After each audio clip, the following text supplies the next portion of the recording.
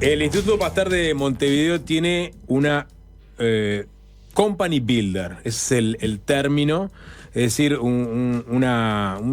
digamos, un sistema, un lugar específicamente diseñado y creado para buscar y crear empresas privadas basadas en conocimiento científico generado en nuestro país. Y sobre principios de año presentó su primera ronda de capitalización y las primeras 4 startups que van a ser financiados con el fondo que se le destina a esta sección. Se llama Lab Plus, la company builder del Instituto Pasteur. Y cada una de estas startups va a recibir unos $750.000 por un plazo de 2 años. Una de estos emprendimientos, estos proyectos, es Gusca, ya vamos a saber el porqué del nombre, que está integrado o creado en realidad porque tiene más integrantes, pero fue creado por Gonzalo Moratorio y por Pilar Moreno, dos científicos que se hicieron muy conocidos en la pandemia por su especialidad en la virología. Y que bueno, pero obviamente tienen un basamento científico mucho más amplio que les permitió, por ejemplo, acceder a estos fondos y poder desarrollar este proyecto. Gusca trabaja con virus oncolíticos para diseñar tratamientos que pueden combatir más específicamente las células cancerígenas sin afectar a las sanas. Es un poco la descripción sintética de este proyecto. Vamos a hablar con una de las 2 patas de este emprendimiento, con Pilar Moreno. Bienvenida, Pilar, ¿qué tal? Bueno, buenas tardes, muchísimas gracias por la invitación. A Gonzalo lo tenemos en Estados Unidos, en la Universidad de Yale. Amagó con que iba a salir por Zoom un ratito, pero dijo que estaba en el médico y se le complicó, ¿no? Es cierto, doy fe. Da fe que están. Así que queda eximido de salir, aunque fuera unos minutos por vía Zoom. Pero, a ver, Pilar, acabo de tirar arriba de la mesa muchos conceptos capaz que insondables para el común de la audiencia. Vamos a empezar por el Pasteur y por esta sección que es Lab Plus, y qué es una company builder, cuál es el objetivo y quiénes se pueden presentar con sus proyectos para ser eventualmente financiados. Bueno, Lab Plus, el company builder que generó Pasteur en colaboración con Ficus Advisory, lo que hacen es buscar fondos para invertir en proyectos de investigación que eventualmente puedan dar el salto a lo que es generar una empresa, una startup, le decimos nosotros, pero bueno, es una empresa. Son empresas que tienen base científico-tecnológica y son descubrimientos, investigaciones que pueden dar lugar a algo que sea eventualmente aplicado. Uh-huh. Y bueno, y nosotros en ese camino... perdón. Ahí. Nosotros hace muchos años que venimos trabajando desde la Universidad de la República, desde el Instituto Pasteur, en diferentes líneas de investigación, y una de esas líneas de investigación es pensar un poco, utilizar a los virus, que generalmente uno lo asocia con algo malo, y el COVID nos dejó muy marcado eso, pero ¿qué pasaría si nosotros utilizamos ese potencial que tienen los virus de entrar a nuestras células, generar nuevos virus, romper las células, ese daño que genera nuestro organismo, pero lo utilizamos, lo redirigimos solo para infectar y matar células tumorales? O sea, sería de alguna manera como convertir el virus, pasar de que sea un enemigo a que sea un aliado nuestro en la lucha contra una de las enfermedades que hoy en día es de las más devastadoras en la actualidad, ¿no? O sea, piensen que anualmente se mueren 10 millones de personas por cáncer, es la segunda causa de cáncer a nivel mundial. Y que Uruguay no es ajena a esta realidad, ¿no? Porque todos los años 13.000 personas son diagnosticadas con cáncer. Creo que es algo que, no sé, todos medianamente nos toca por alguna tangente. Y si bien las terapias que tenemos hoy en día han mejorado significativamente, aún no es suficiente. Capaz que ahí podríamos pilar para explicar un poquitito, ¿no? Sí. ¿Qué es el cáncer? Parece una pregunta bastante boba, si querés, ¿no? Porque la mayoría de la gente sabe qué es. Pero capaz que a nivel celular está bueno explicarlo. ¿Qué tiene que ver un virus con una célula de cáncer y por qué un virus puede terminar ¿no? ayudando con el cáncer? Capaz que la gente tiene la idea de que las células cancerosas son células malas, ¿no? Sí. Y uno piensa, por ejemplo, no sé, en la radioterapia como una forma de destruir esas células. ¿El virus qué papel juega acá? Bueno, el virus juega un papel muy similar a eso. O sea, las células tumorales son células que su ADN se ve modificado, entonces por algún motivo empiezan a crecer de forma descontrolada, generando un tumor, ¿no? Generalmente las células, cuando son normales, crecen, necesitan, por ejemplo, determinados nutrientes para crecer, dejan de crecer cuando se contactan con otra célula. Sin embargo, los tumores las células tienen un crecimiento descontrolado, entonces se acumulan y empiezan a generar esas masas tumorales, por decirlo de una forma lo más sencilla posible. El virus tiene un poco la misma función que tiene la radioterapia, que es eliminar las células tumorales. El virus lo que va a hacer infectar esas células, se va a replicar, nosotros le llamamos cuando se generan nuevas partículas virales, y lo que va a hacer es la va a romper esa célula, va a generar que esa célula, por un lado, se rompa cuando se generan las partículas virales, y por otro lado también inducir que la célula vea que algo no está bien y activar de alguna manera los programas que tienen las células para automatarse de alguna manera. Entonces, el virus cumple un poco esa función. ¿Qué vemos de positivo quizás en usar un virus? Que bueno, que nosotros los podemos reprogramar, nosotros podemos modificar los genomas de los virus y podemos hacer que esos virus vayan directamente a las células tumorales. Entonces, buscando también eliminar esos efectos secundarios que muchas veces tienen otras de las terapias, ¿no? Cuando hablamos de quimioterapia siempre pensamos enseguida los efectos secundarios que tiene la terapia.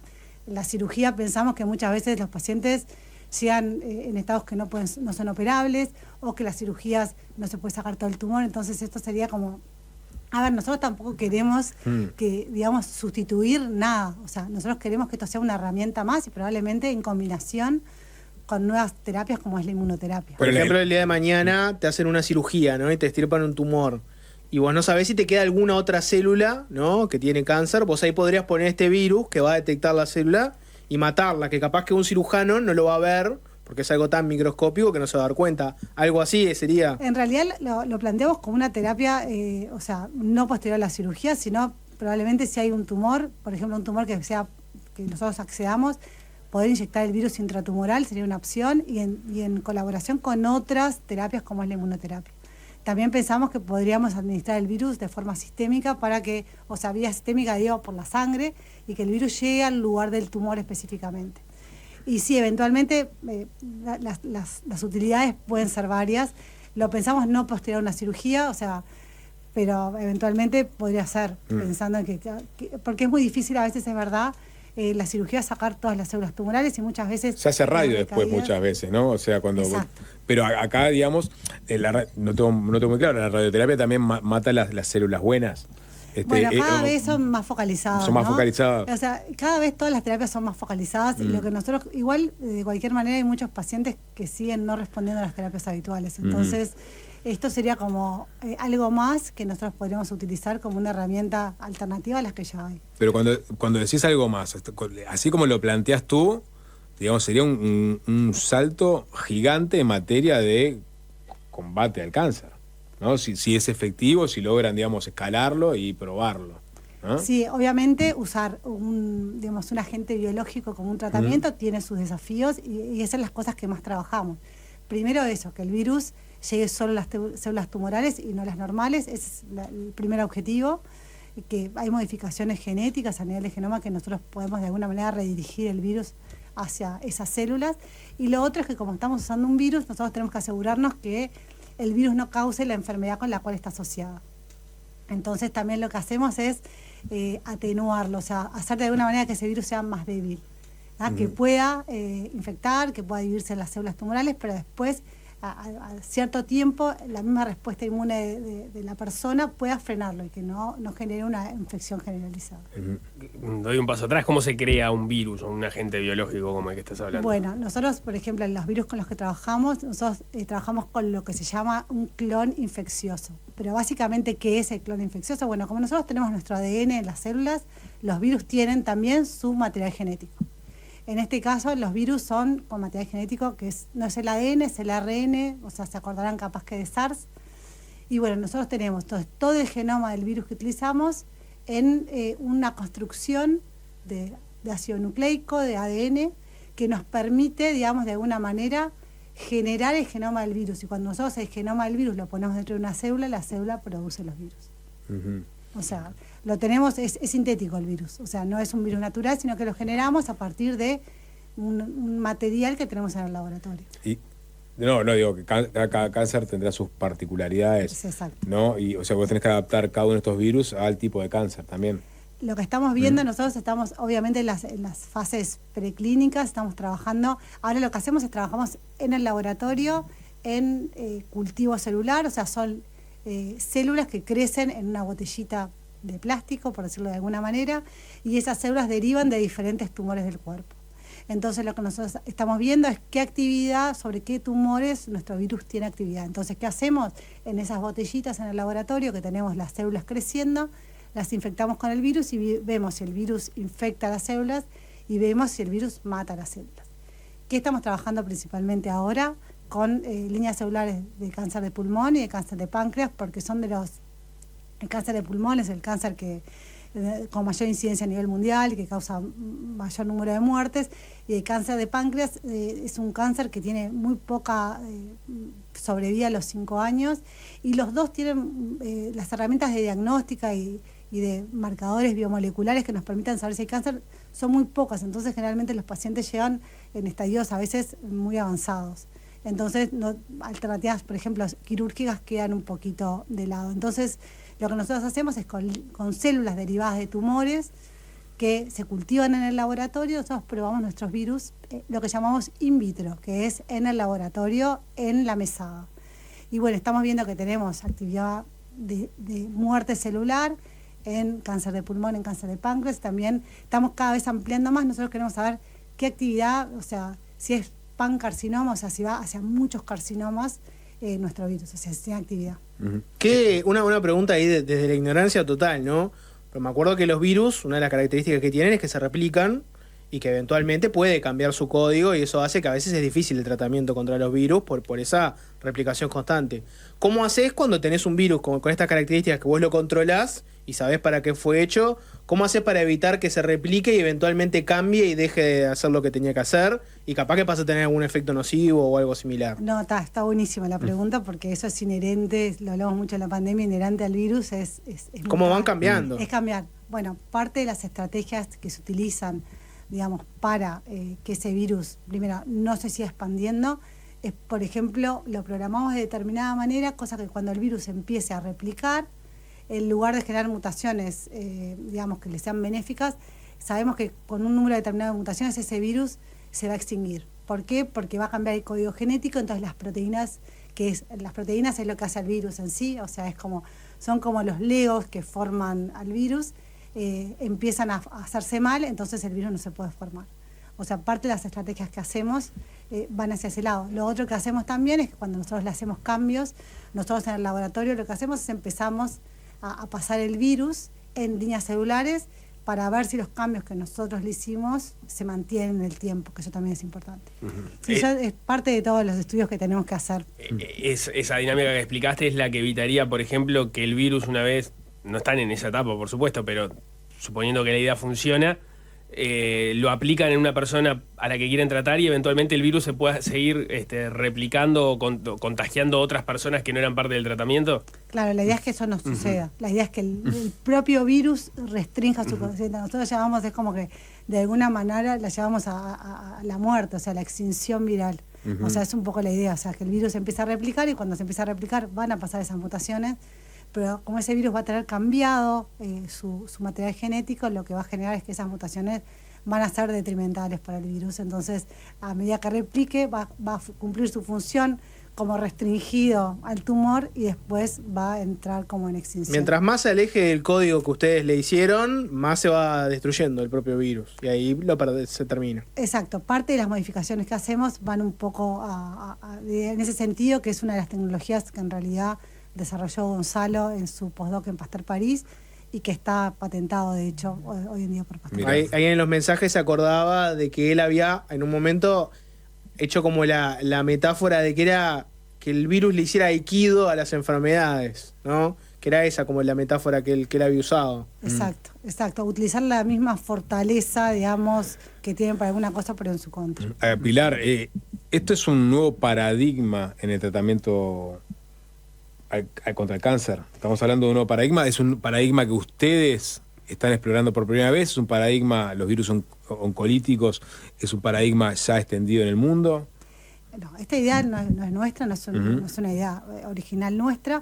De hecho, hay reportes de hace muchos años que ya evidenciaban que había cierta remisión observacional, ¿no? de ciertos tumores luego de una infección viral. Pero todavía no se hablaba mucho de esto, pero sí hay descripciones de ese tipo. ¿De determinadas infecciones virales? Sí, pero son reportes viejos, son descripciones en realidad. Lo cierto es que el campo de virus oncolíticos ya tiene, más de 10 años. Lo que tiene es que al día de hoy solo tenemos aprobado un virus oncolítico por la FDA de los Estados Unidos, que es para tratar un melanoma metastásico, y después hay 3 virus oncolíticos aprobados en otros lugares del mundo por otras agencias regulatorias.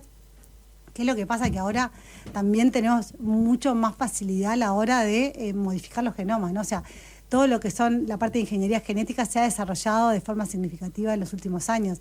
Y nosotros trabajamos además con virus que son de ARN. Y si pensamos en la tecnología del ARN y pensamos en las vacunas, o sea, lo cierto es que hoy en día esa tecnología, hay la percepción de una seguridad, ¿no? Porque se han dado más de 10 millones de dosis de vacunas de ARN a lo largo del mundo, y también los costos han bajado significativamente. Entonces, por un lado, eso es una gran ventaja, utilizar estos virus, que habitualmente los que están aprobados, ninguno son virus que tienen genomas de ARN. Eso sí, hasta ahora no hay ninguno, son todos virus que tienen genomas de ADN. El nuestro es diferente. Y creemos también que tiene como ventaja que estos virus, la célula tiene, el material genético de la célula está en lo que llamamos el núcleo celular, que es un compartimiento como mucho más protegido, ¿no? Porque, está el material genético, que es, en definitiva, lo que le da la orden a la célula de todo lo que tiene que ser esa célula.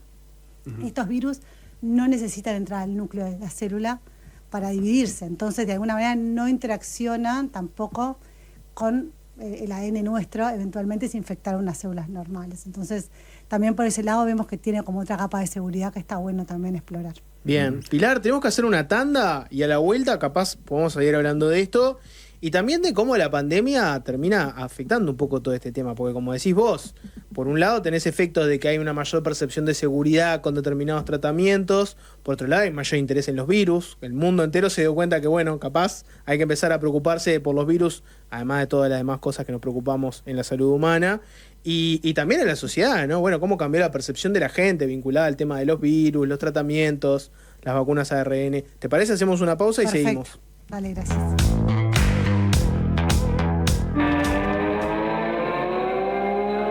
Fácil desviarse. Seguimos conversando con Pilar Moreno, bióloga molecular y celular, bioquímica, que tiene este proyecto en desarrollo junto con Gonzalo Moratorio, que se llama GUSCA y que está buscando, a través de cierto tipo de virus, combatir de forma más efectiva las células cancerígenas. GUSCA con K, ¿por qué GUSCA? Bueno, esa historia estaría buena que lo hubiera contado Gonzalo, porque en realidad la idea surge de él.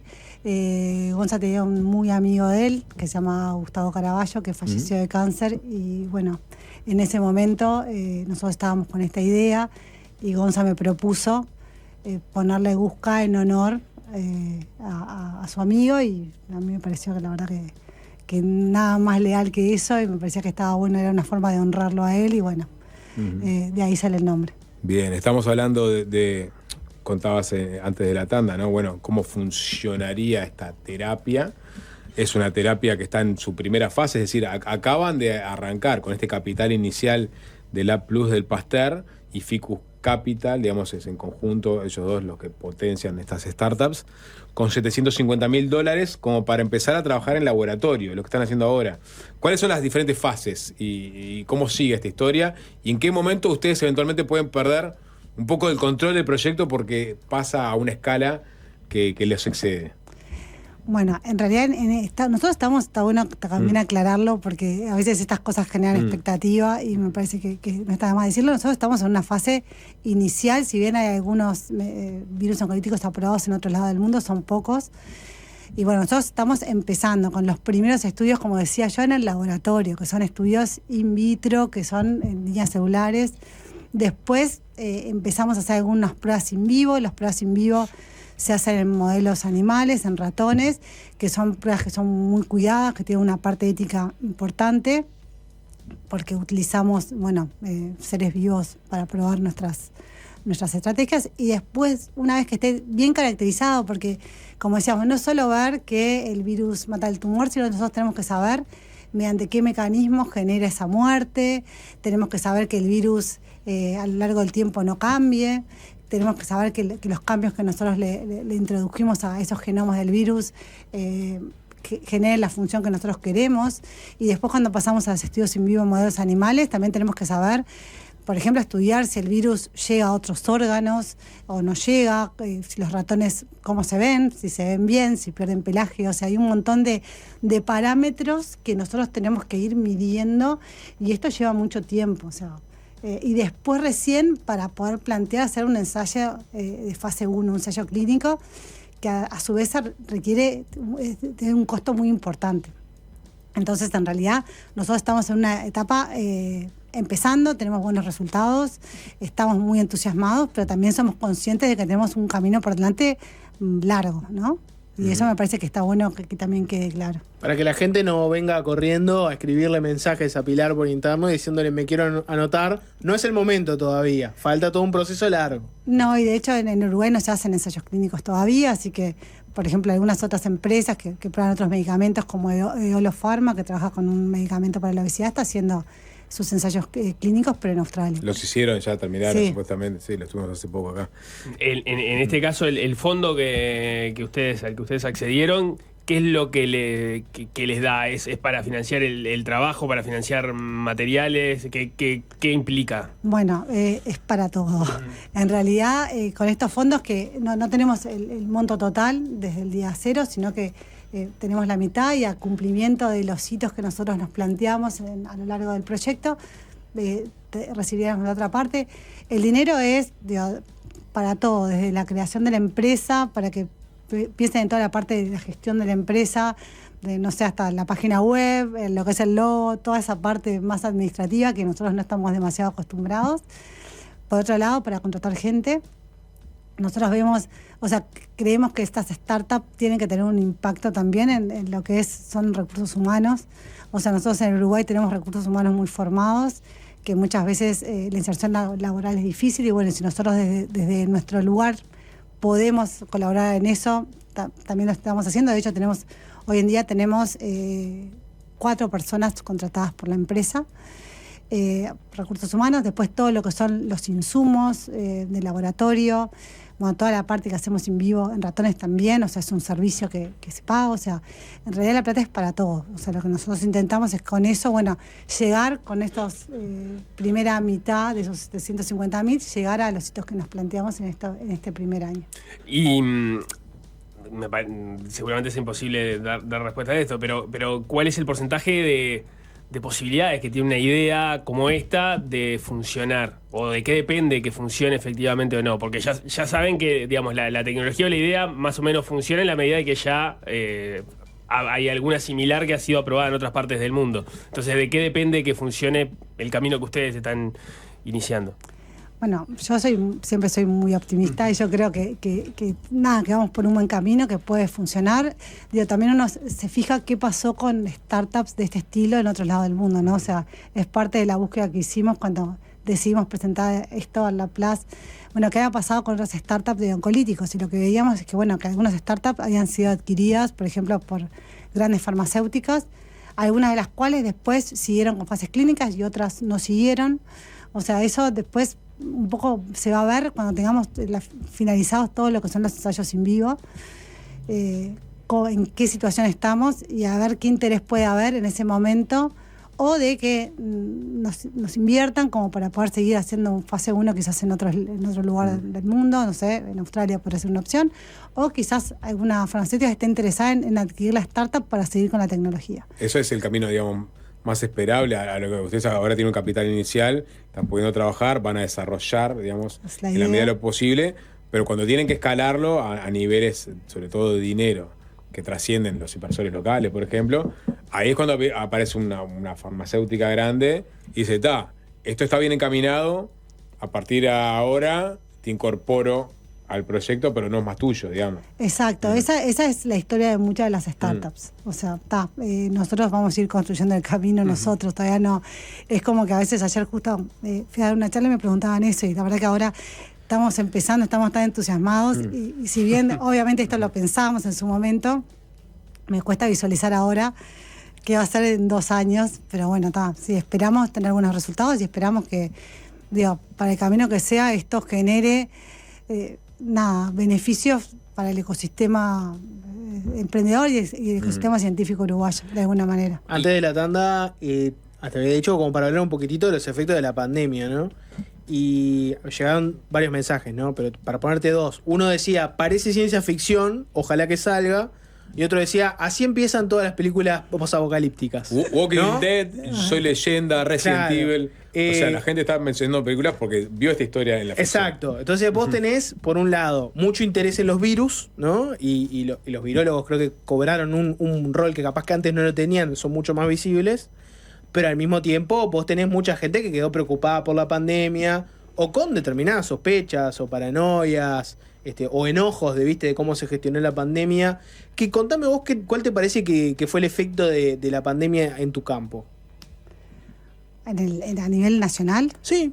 bueno, o sea, la gran visibilidad que tuvimos los científicos, que quizás antes éramos como unos bichos raros, unos bichos de laboratorio, y de repente tuvimos que enfrentarnos a esto que estamos hoy acá. Son parte del Star System en este momento. Que en realidad a mí durante mucho tiempo, siempre lo dije, lo padecí mucho porque me causaba mucho nervio. Uno está acostumbrado a contar los resultados a otros científicos, entonces tiene un determinado vocabulario. Y claro, llevar todos esos conceptos a tierra para explicarlo a la gente en general es difícil. Y además, por otro lado, uno a veces decís, me estará escuchando mi colega y yo dije esto que es... Pero bueno, a veces la forma de que la sociedad pueda entender determinados conceptos es llevarlos bien a tierra. Y después eso también de enfrentarnos a una mesa que nos hagan preguntas, muchas veces preguntas que en algunos casos ni siquiera venían al caso. Y esa incertidumbre que nos daba, creo que fue todo un desafío. Creo que estuvo buenísimo. Porque es eso, porque de alguna manera se pudo visibilizar lo que se invierte en la formación de científicos en la Universidad de la República, o sea, porque nosotros no salimos de un huevo, o sea, nosotros nos formamos, ahora hay otras universidades, pero la gente de mi generación se formó en la Universidad de la República, yo hice mi maestría, hice mi doctorado en el PDCIVA, o sea, son todos organismos que en definitiva... los paga la gente, entonces me parece que estuvo buenísimo poder mostrar que toda esa plata que se invierte en la formación de científicos y en investigaciones nacionales tuvo ese rédito. Pudimos mostrar que lo que hacemos, que estamos preparados para eventuales situaciones como fue la pandemia. Me parece que eso fue una gran ganancia, más allá de que en mi casa pudieron entender qué era lo que hacía, y mis amigas que me decían, che, Pili, qué bueno lo que hacías, ¿por qué no nos contabas? Bueno, pues nadie me preguntaba, o yo pensaba que a ellas no les iba a interesar, y sin embargo, como que eso estuvo buenísimo, ¿no? Que la gente como que se interesara por lo que hacemos, y me parece que es responsabilidad nuestra poder contarlo. ¿No viste un efecto de gente que quedara con virus como mala palabra, o que quedaran con determinada, ¿no?, persecuta o sospecha o enojo con la ciencia después de esto? Y bueno, ¿Alguno quedó? hay de todo, o sea, no nos ponemos de acuerdo en nada, o sea, no nos vamos a poner de acuerdo con eso. Sí, a ver, yo lo que sentí, o sea, más allá de críticas aisladas o bueno, o algún insulto en Twitter que creo que todos recibimos, en general, no sé, como cierta hasta gratitud. Por momentos a veces me paraban en la calle que era surreal, mis hijas me miraban y me decían, no puedo creer que alguien me parara a saludarme, o sea, era rarísimo. Pero yo me quedo con una sensación más positiva. A ver, detractores hay de todo y está bien, me parece que cada uno es libre de pensar lo que quiera, pero no, yo creo que paso raya, y para mí la pandemia, pese a todo lo malo que trajo para muchísima gente, para todo, para nosotros, para los científicos en general, fue una oportunidad. Vos destacabas de tu formación dentro de la Universidad de la República y, bueno, del PDCIVA para el doctorado, etcétera. Me da la impresión de que toda la primera parte que estábamos hablando es algo relativamente nuevo, ¿no? Por ejemplo, la experiencia de Laplace y esa comunión también con fondos privados apoyando la investigación. Eso es, primero, efectivamente es nuevo, por lo menos en el ámbito donde vos te movés, y qué potencial tiene para el desarrollo justamente de la investigación a nivel local. Es nuevo en el Uruguay. O sea, ni que hablar, en el resto del mundo la inversión privada es mayoritaria frente a la inversión pública. Y bueno, en Uruguay eso no sucede. O sea, habitualmente hablar de inversión privada siempre hasta resquemores dentro de la Universidad de la República. Pero bueno, me parece que como todas las cosas, de a poco nos hemos ido adaptando. De hecho, nosotros somos docentes de dedicación total de la Universidad de la República. Nosotros tenemos autorización en este momento para poder trabajar en esta iniciativa en el marco de la Plus. Así que me parece que son cambios que quizás cuestan, pero que de a poco también visibilizar que es todo ganancia. Yo soy docente de la universidad, o sea, tenemos fondos que son no convencionales, o sea, fondos que vienen de otro lado, o sea, todos pescamos de la misma pecera, que son los fondos Clemente Estable, los fondos María Viña de Dani. Esto de alguna manera es traer fondos de otro lado, que eso me parece que está bueno para nosotros y para el resto también, porque de alguna manera se mueve el ecosistema. Y además nosotros cumplimos con todas las funciones que nos requiere la universidad, o sea, hacemos docencia, hacemos investigación, hacemos extensión. Y bueno, gran parte de la propiedad intelectual que se genera es de la Universidad de la República. Entonces, me parece que hay un cambio, me parece que desde el lado de este rectorado, me parece que nosotros hemos tenido, la verdad, estamos muy agradecidos con el apoyo que hemos tenido. Y quizás ahí también está bueno resaltar lo importante de los liderazgos en las instituciones. Tanto desde el Instituto Pasteur como desde la Universidad de la República hemos tenido el total apoyo de quienes la dirigen. Y la verdad que eso es solo gratitud, porque nos permite de alguna manera sacar las piedras del camino para que nosotros podamos hacer nuestro trabajo. Pues es una novedad. La ANI también hace picheos, ¿no? de proyectos, tiene instancias donde vienen investigadores y le presentan a potenciales inversores sus ideas. Esto funcionó de una forma similar, es decir, ustedes tienen que presentar... Exacto. Capaz que de una forma un poco más compleja, porque también los montos son mucho más grandes, ¿no? Pero sí. esto es o sea, hay también que formar en esto, en la forma en que presentás y vendés un proyecto. Bueno, sí, es lo que te digo, ¿no? Esto ha sido un camino de aprendizaje continuo, o sea, nosotros hacemos ciencia fundamental, o sea, ciencia, ¿no? Guiada por curiosidad, y de repente saltamos a otro mundo, que es intentar vender nuestra idea, y a veces los científicos no somos los mejores vendiendo la idea, y creo que es algo que hemos ido aprendiendo, o sea, eso de pichear, eso de ir a contar en pocos minutos tu idea y convencer a alguien, bueno, fueron cosas que fuimos aprendiendo, tuvimos que presentar en varias instancias el proyecto. ¿Quién te coacheó? ¿Qué? ¿Quién te coachó para pichear? Y bueno, por ejemplo, Gonzalo lo tiene de una forma bastante innata. Yo fui aprendiendo, y ahí, sí, bueno, durante toda la pandemia, María Estela Moreno, voy a decir, y Daniela Hitfield, me ayudaban en cómo... me dio este gorro también, ya que estábamos, ¿no? Me dio 4 gorros. Me ayudaban, por ejemplo, en cómo contarlo las cosas de alguna forma más fácil. Y bueno, después en su momento también hicimos algún curso también en Torcuato Di Tella, que también ahí de cómo contar una historia. Y bueno, son cosas que se aprenden y aprendemos también de ver mucho cómo lo cuenta otro, ¿no? A veces vas a ver una charla y decís, mirá qué bueno cómo lo contó. Entonces uno como que va aprendiendo, porque es contar tu trabajo de una forma totalmente diferente a como contás tu trabajo en un ámbito científico. ¿Qué es más fácil? ¿Aprender a programar un virus para que combata con células cancerígenas, o aprender cómo explicárselo a la gente en términos sencillos? ¿Qué es más fácil? Sí. No, creo que igual aprender a contarle a la gente en términos sencillos. Honestidad brutal, sí. entonces, de Pilar Moreno. Pilar, ya existiría la cura del cáncer. Sí, claramente. Una sobre el proyecto, sobre Busca, dice...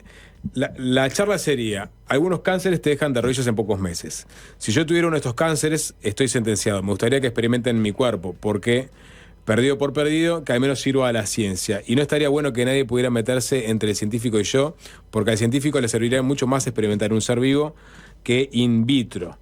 O sea, mucha gente que en este como cobayo. Claro, en lo que trabajan ustedes, que es un mundo extremo, ¿no? Dice, perdido por perdido, vayan derecho a la fase de clínica en humanos.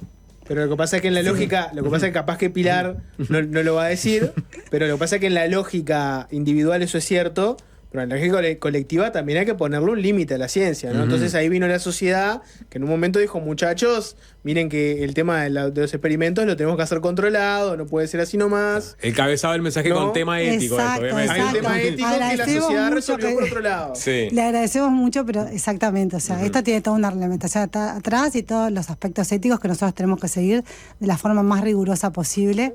Entonces, bueno, eso lamentablemente... Pero además entiendo que siendo un virus hay cuestiones de seguridad que van más allá de la seguridad de la persona, si le hace bien o le hace mal la aplicación concreta a él, sino también de qué pasa con ese virus si todavía no está del todo probado, por ejemplo, en lo que hablábamos de cómo se replica, ¿no? No, o sea, nosotros, por eso te digo, o sea, nosotros tenemos que pasar por todas las fases antes de llegar a una prueba en humano, con todas las fases de seguridad en toda esta primera etapa que nosotros estamos haciendo. O sea, sí, igual los virus con los que trabajamos son virus que no se transmiten de forma aérea, son virus que no causan enfermedades graves en humanos, tampoco está bueno decirlo, o sea, no trabajamos con un virus, no trabajaríamos nunca con SARS que tiene una transmisión aérea, o sea, se trabajan con virus que la transmisibilidad es diferente y a su vez no causan enfermedades graves en humanos, pero obviamente de cualquier manera vuelvo a lo mismo, trabajar con un agente biológico como tratamiento implica un montón de aspectos éticos que hay que tener en cuenta y bueno, hay cosas que ni siquiera las podemos hacer acá. Bien, bueno, Pilar Moreno, una de las patas de Gusca, esta startup